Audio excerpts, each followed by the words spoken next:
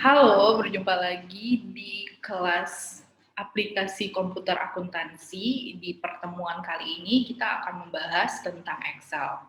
Sebenarnya materi Excel ini sudah dipelajari sebelumnya di pertemuan-pertemuan awal, tapi hari ini kita akan membahas Excel secara lebih terperinci, mulai dari awal hingga bab terakhir nanti yang akan kita pelajari di pertemuan ke-8. Nanti akan ada kombinasi antara Access dan Excel, dan kemudian setelah UTS kita akan lanjut ke pembahasan akuntansi dengan accurate. Oke, di pertemuan kali ini pembahasannya ada 4 hal penting yang akan kita bahas. Yang pertama adalah pengenalan Microsoft Excel, kemudian data validation, lalu juga ada how to name range, penamaan range, dan kita akan bahas juga tentang penggunaan sum if. Oke, yang pertama, di layar udah ada gambar penampakan dari Excel yang biasa kita pakai untuk perkantoran umumnya, dan akuntansi selalu pakai Excel untuk kebutuhan sehari-hari dalam berbagai hal. Oke, di Excel ini ini kertas kerjanya yang terdiri dari kotak-kotak. Nah, setiap kotak ini kita sebutnya sel. Nah, setiap satu kotak itu namanya sel. Sel itu dia terbentuk dari perpotongan antara row dan kolom. Dan di sini, seperti yang kita lihat,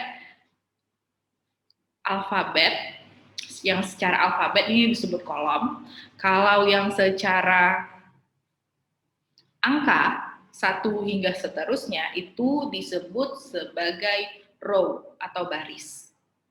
Jadi, pertemuan kolom dan baris yang membentuk satu kotak itu disebut sel. Nah, ini disebut sel, dan setiap sel mempunyai satu nama unik sendiri. Jadi tidak akan ada istilahnya A1 di satu lembar kerja itu ada 2. Itu nggak mungkin. Karena setiap sel akan punya nama sendiri. Misalnya kita klik begini, di sini sebentar saya akan coba perbesar dulu.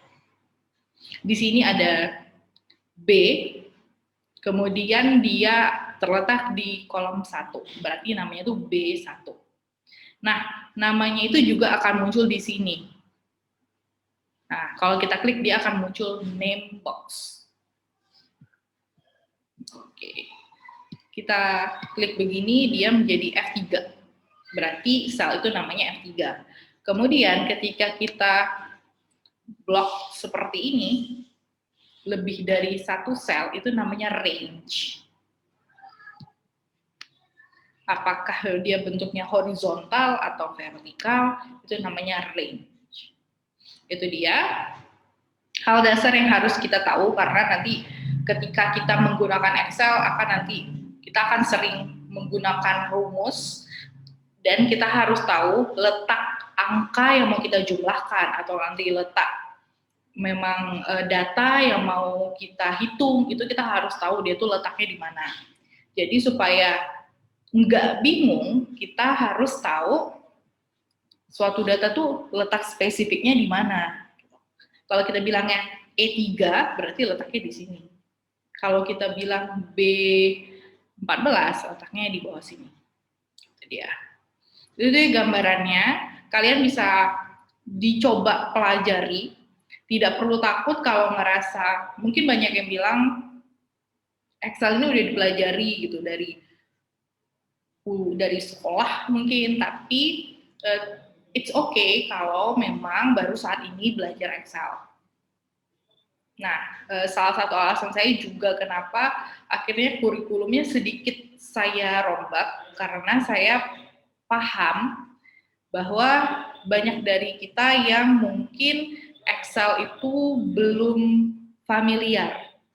Mungkin kalau untuk alat-alat mobile seperti smartphone atau media sosial atau apapun, mungkin kita banyak yang sudah native ya, digital native gitu. Tapi ketika masuk ke media pembelajaran, bisa saja banyak di antara kita yang masih meraba-raba atau masih baru benar-benar menggunakan. Gitu. Jadi makanya hari ini kita akan pelajari mengenal Excel. Sebelum nanti kita akan lanjut sampai ke pembuatan laporan keuangan, pembuatan database yang itu nanti akan terus bisa dimanfaatkan gitu. Dan itu jadi salah satu skill lain yang kita punya yang akan mendukung kita ketika kita berkarir di dunia akuntansi. Oke, ini dia tadi perkenalannya tentang Excel. Di sini kita sebutnya tab. Ada home, insert, draw, page layout, formula, data, review, dan view. Oke, lanjut lagi ke penamaan range. Nah, jadi penamaan range ini akan bermanfaat untuk kita dalam hal nanti kita menamai data akun. Nah, jadi untuk nanti kita membuat jurnal, kita harus menyiapkan nama akun dulu di sini. Nama akun di sini kita buat seperti ini. Ini adalah, misalnya ini adalah contoh nama-nama akun yang akan kita gunakan karena perusahaan perusahaan itu untuk akunnya hanya ini saja dulu. Jadi inilah yang akan kita pakai dan mau kita masukkan misalnya ke akun ini yang di sini.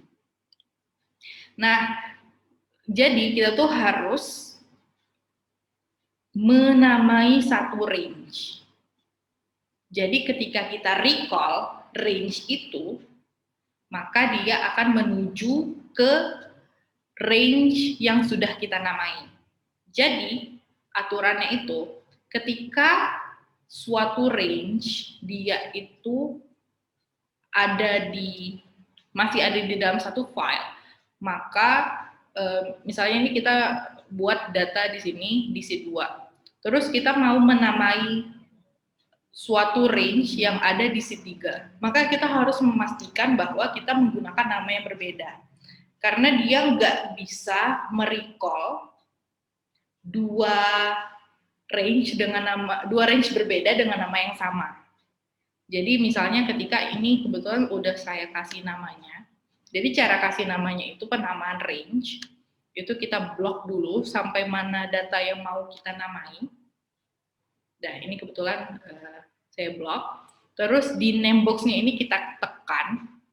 Terus kita namai. Ini kebetulan saya namainya nama dan nomor akun baru. Terus kita klik enter.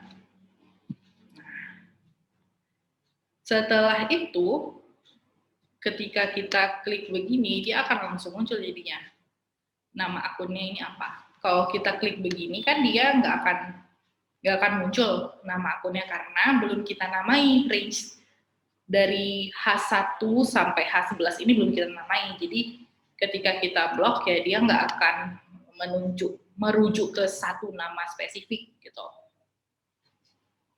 Fungsi dari penamaan range itu untuk kita ketika kita mau recall, kita tahu range mana yang mau kita tuju, dan ini juga bermanfaat kalau kita nanti misalkan menggunakan rumus VLOOKUP dan HLOOKUP. Jadi di awal itu kita harus memang menamai range dari data yang mau kita cari.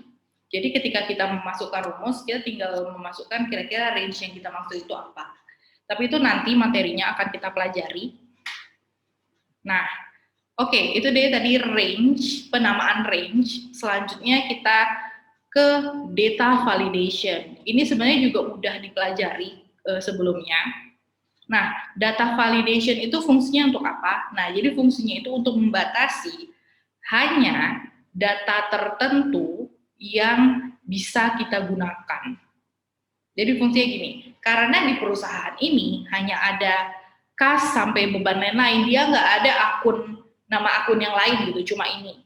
Jadi ketika kita menjurnal, agar tidak terjadi kesalahan, misalnya tiba-tiba muncul akun piutang dagang, piutang jasa gitu. Padahal perusahaan kita cuma punya namanya piutang aja, nggak ada piutang jasa, piutang harga gitu. Kalau seandainya tidak kita buat data validation di sini, maka nanti orang bisa sembarangan untuk meletakkan akun apa yang mau dia buat. Kalau ini kan dia ketika kita klik begini, dia itu hanya sebatas ini. Jadi fungsinya itu supaya data yang kita buat nanti jadinya valid sesuai dengan aturan awal yang udah kita buat dan hasilnya mengurangi kemungkinan terjadi kesalahan. Itu dia. Nah, caranya itu ini kebetulan udah jadi. Jadi kita buat gitu. Misalnya di sini kita klik, misalnya di sini kita mau misalnya kita mau bikin terusan yang ini. Misalnya kita buatlah di sini. Oke. Setelah ini dia begini, terus kita klik tab data. Nah, tab data, klik data validation. Data validation, kemudian kita klik. Kita pilih list. Source of datanya kita bisa buat dia sama dengan nama. Kalau kita lupa range kita itu yang mana, kita bisa klik ini, terus tinggal kita pilih aja. Sama dengan nama, atau bisa kita masukin, misalnya sama dengan nama underscore dan underscore nomor underscore akun underscore baru. Terus kita klik lagi, kotaknya ini, udah berarti dia merujuk ke situ, kemudian kita oke kan.